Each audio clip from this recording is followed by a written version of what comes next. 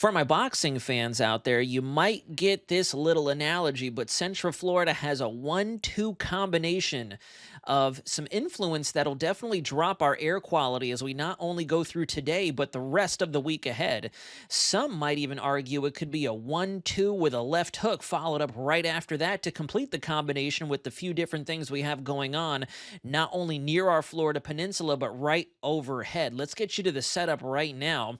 This is what we have going on. I went ahead and did a little bit of some surface analysis over our area. Now, if you recall over the weekend, the first half of Saturday was a huge washout. We had an enormous swath of moderate to heavy rainfalls rock their way through from sunrise till about 2 to 3 in the afternoon.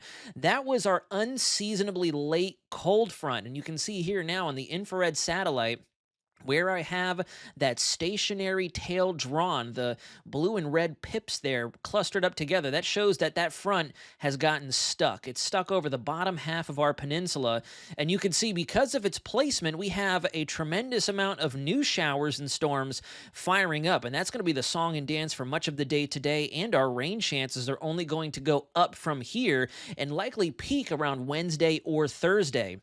That's not necessarily reducing our air quality, but it is going to add some inconvenient and possibly treacherous conditions out there as we go to and from our day to day as we go through the rest of the week ahead. And then also on top of that, we have the severe risk associated with that front. Now, obviously, it primarily encompasses Brevard, Orange, and Osceola County, with a good section of Seminole and the bottom periphery of Volusia highlighted for that severe thunderstorm threat. We can't rule out the potential that this bleeds further north, but especially further west, right along that stationary boundary where the winds run parallel to one another. You have easterly on one side, westerly on another side, and sometimes they can collide and bump together like our sea breeze would when the west to east coast collide over central Florida. That could intensify the amount of showers and storms that we see develop during the warmest parts of the day today.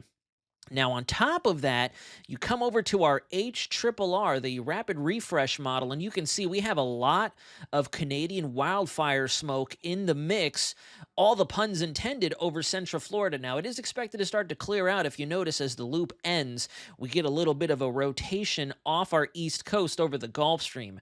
It is the hurricane season. It's not highlighted by National Hurricane Center, but a lot of our computer models suggest that that tail end of the front, sitting over our warm shelf waters right off our eastern shoreline, could try to develop a bit of a counterclockwise spin. We're going to keep watching that over the next couple days, but the 1-2 punch comes in the form of the smoke to the north and then the dust moving in from the south.